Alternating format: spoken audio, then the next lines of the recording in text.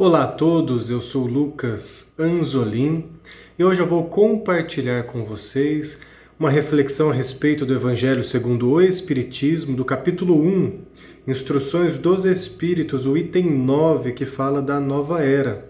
E também depois do Livro dos Espíritos, a pergunta 132, que vai falar do objetivo da encarnação de nós espíritos. Então, começando a falar aqui sobre essa instrução dos espíritos, né, sobre a nova era, do espírito israelita, uma mensagem de 1861.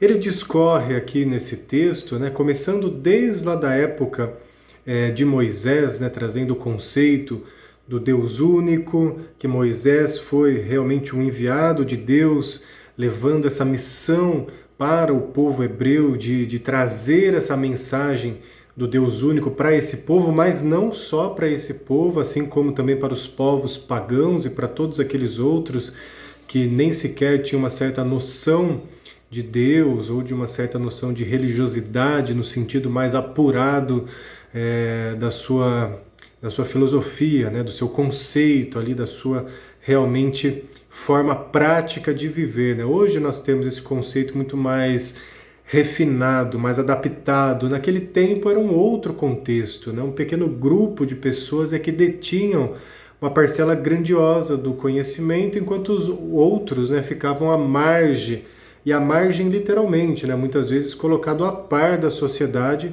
por não ter esse mesmo nível de conhecimento que era somente de alguns. Então a nova revelação, né, a nova era, ela começa então desde esse tempo, né, quando Moisés vem e ali ele é utilizado-se como esse instrumento, né? Aproveita-se em todo aquele momento, em toda aquela região, em todas aquelas pessoas, essa mensagem coloca aqui as próprias vicissitudes, ou seja, de tudo é aproveitado pela própria lei da criação. Então, dentro daquele agrupamento que foi dentro do planejado, escolhido naquele momento para receber esta revelação, já estava tudo considerado. Então, as características daquele povo, as características daquela região, assim como as próprias vicissitudes, ou seja, os seus defeitos, entre aspas, né, as suas má qualidades ou ainda a sua moral não desenvolvida, foi aproveitado justamente para que naquele momento pudesse haver um choque de realidade. Não um choque agressivo, mas de certa forma, por ser diferente do conceito que vinha até então, não deixa de ter uma certa dor dentro deste processo.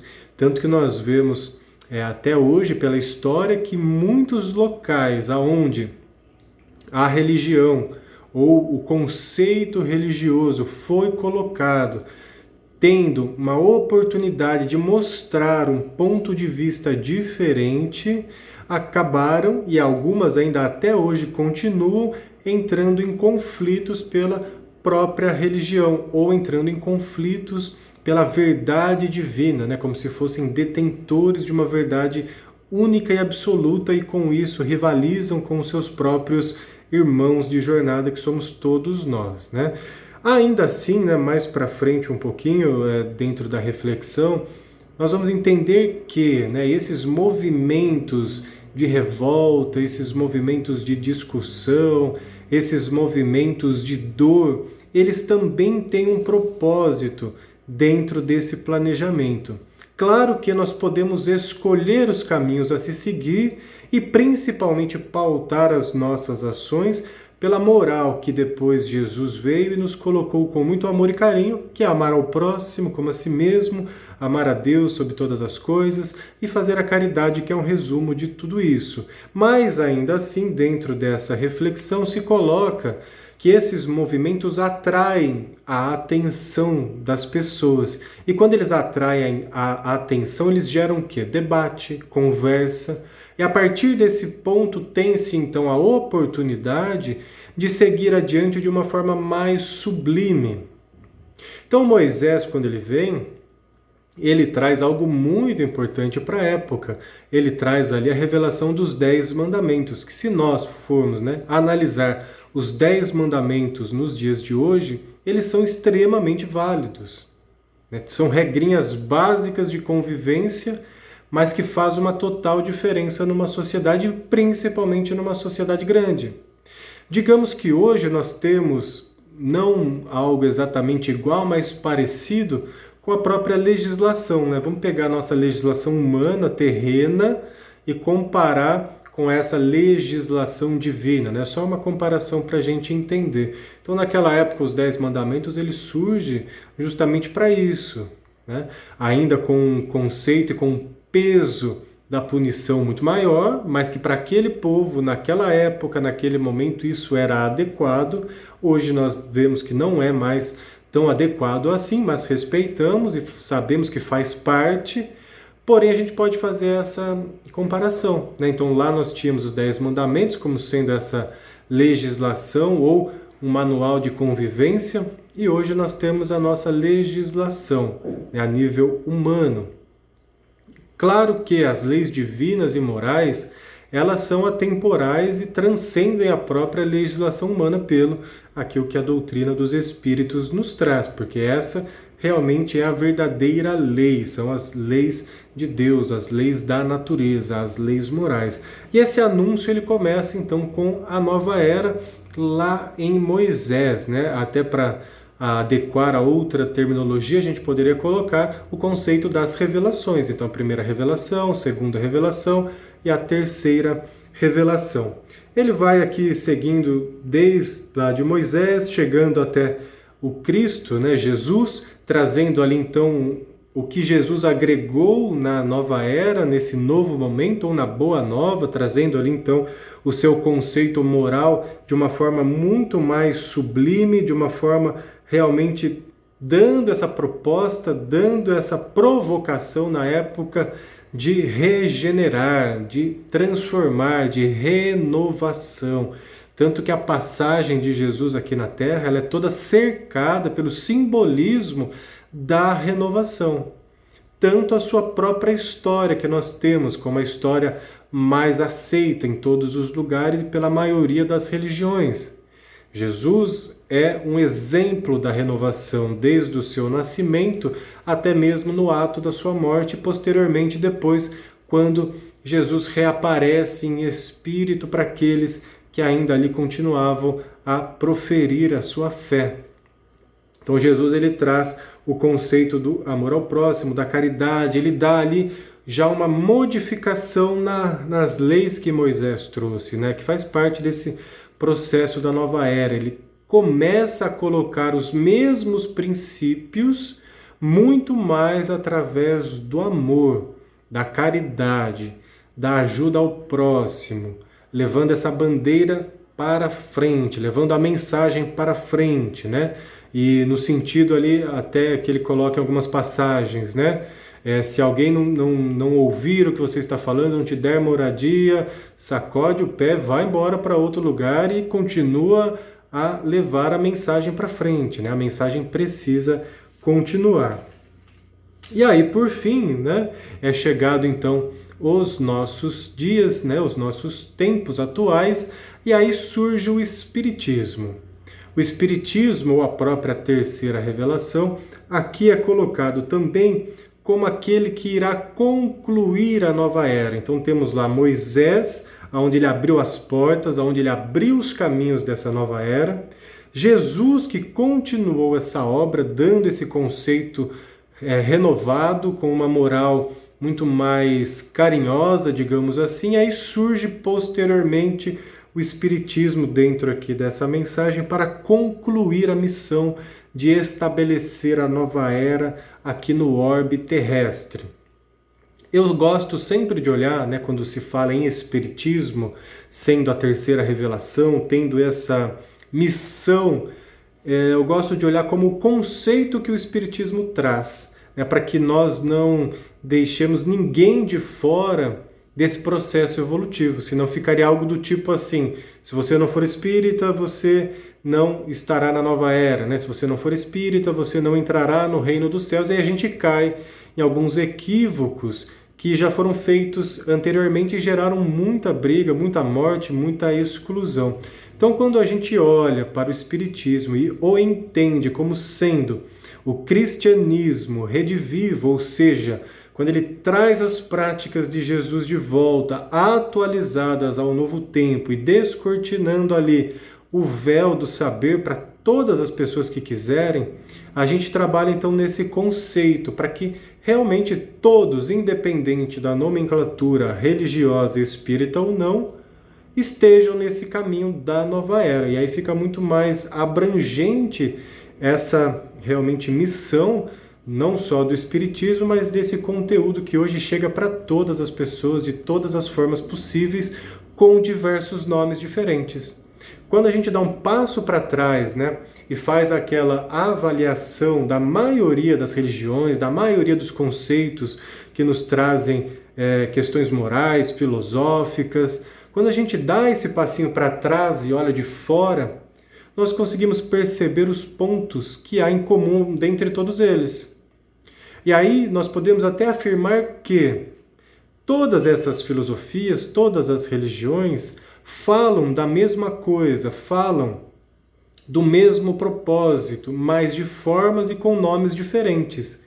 Se nós tivermos realmente esse conceito muito bem estabelecido dentro de nós, aqui não há separação, não há o julgamento, pois nós entendemos que cada um, no seu lugar, dentro do seu contexto, está vivenciando uma parcela de Deus que lhe cabe naquele momento. E aí nós conseguimos marchar realmente para essa nova era de uma forma muito mais fácil e inclusiva.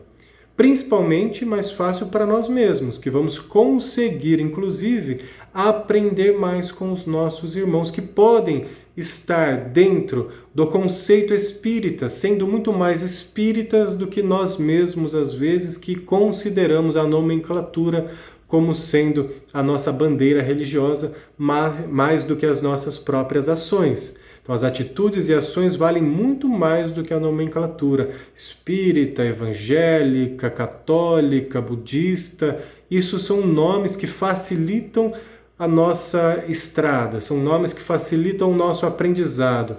Mas o conceito e as ações, principalmente as ações, é que vão realmente nos dizer se estamos mais próximos ou mais distantes desse caminho de evolução. E aí, complementando a reflexão com o Livro dos Espíritos, na pergunta 132, a pergunta 132, que vai falar o quê? Qual o objetivo da encarnação dos espíritos? Essa é uma pergunta que muitas pessoas ainda hoje se fazem. Por que estamos aqui encarnados nesse mundo de provas e expiações, e não estamos em outros lugares vivendo outras situações?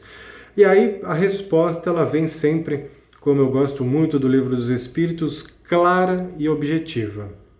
Deus lhes impõe a encarnação com o objetivo de fazê-los chegar à perfeição.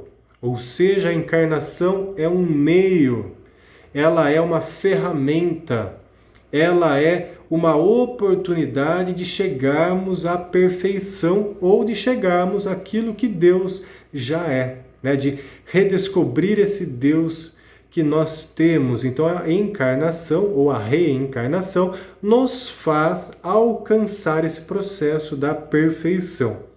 Para alguns é uma expiação, para outros uma missão.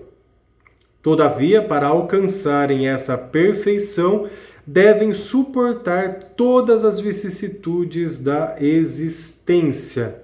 E isso é muito importante, esse conceito, porque aqui em nenhum momento ele fala que a encarnação ou a reencarnação será apenas de questões ou de situações fáceis, qualitativas, aquele mundo de flores. Ele coloca todas as vicissitudes. Eu costumo dizer que tudo, todas, todos, ele engloba realmente tudo, não dá para excluir nada daqui. Então, se todas as vicissitudes deverão ser suportadas, quer dizer que no processo reencarnatório nós vamos viver de tudo. de tudo para que o nosso espírito progrida, aprenda, vivencie tudo o que é necessário. E aí inclui-se todas essas vicissitudes. Por isso que em algum momento da nossa vida, quando nós identificamos uma vicissitude em nós, quando nós identificamos uma má tendência, nós não precisamos naquele momento ficarmos tristes, magoados, ficarmos revoltados conosco mesmo. O que nós podemos fazer nessas ocasiões? Aprender. Lembrar que nós estamos passando por esse processo de vivenciar todas as vicissitudes. E aí, se nós conseguimos aprender, é mais uma coisinha que fica lá na malinha, naquela bagagem do aprendizado, para que a gente possa ir para a próxima lição, para o próximo aprendizado. Em tudo dai graça, realmente. Vamos aproveitar todas as oportunidades. A encarnação tem também como outro objetivo, que é o de colocar o espírito em condições de cumprir a sua parte na obra da criação. Para realizá-la, é que em cada mundo ele toma um aparelho em harmonia com a matéria essencial deste mundo, cumprindo aí daquele ponto de vista as ordens de Deus, de tal sorte que, concorrendo para a obra geral, ele próprio se adianta. Então a encarnação e a reencarnação também tem como objetivo nos aproximar de Deus e principalmente fazer que a parcela de Deus em nós seja vivenciada, seja aproveitada. E isso é muito bonito, porque quando nós fomos criados, não em matéria, mas em espírito, uma parcela divina foi junto, o DNA divino foi junto, A centelha divina, a partir daquele momento, foi e está ainda em nós. Essa parcela divina precisa viver. Então nós encarnados aqui estamos dando vazão, voz, forma para o Criador, para que nós possamos viver a nossa parcela de contribuição no todo. Todas as pessoas contribuem com a sua parcela divina, o grande quebra-cabeça da criação se encaixa, ele fica montado, ele fica pleno, ele fica completo. Então isso é muito bonito, de nós compreendermos. E ainda, como coloca aqui, de toda sorte, ainda nós podemos nos adiantar nesse processo evolutivo, de seguir um pouquinho mais rápido, digamos assim, a esse reencontro com Deus. Aí tem uma nota embaixo dessa pergunta, Uma nota que é colocada aqui no Livro dos Espíritos. A ação dos seres corpóreos é necessária à marcha do universo, mas Deus, em sua sabedoria, quis que por essa mesma ação eles encontrassem um meio de progredir e de se aproximarem dele. Dele aqui, Deus, de se aproximar de Deus. É assim que por uma lei admirável de sua providência, tudo se encadeia, tudo é solidário na natureza. E aqui está a grandiosidade realmente de Deus, Tudo se encaixa. Tudo se encadeia, tudo tem um porquê de ser. E na natureza, que somos todos nós, somos solidários uns aos outros nesse processo evolutivo. Essa foi a nossa reflexão de hoje. Peço e vibro para que Deus, Jesus, nosso Mestre, os bons espíritos possam, nesse exato momento, irradiar a sua luz, o seu amor para todos nós, nos auxiliando realmente a seguir esse caminho de uma forma muito mais assertiva, de uma forma muito mais adequada, para que o progresso realmente aconteça em nossas vidas. Fiquem todos com Deus. Muito obrigado por mais uma oportunidade de estar aqui nessas reflexões do Evangelho. Gratidão.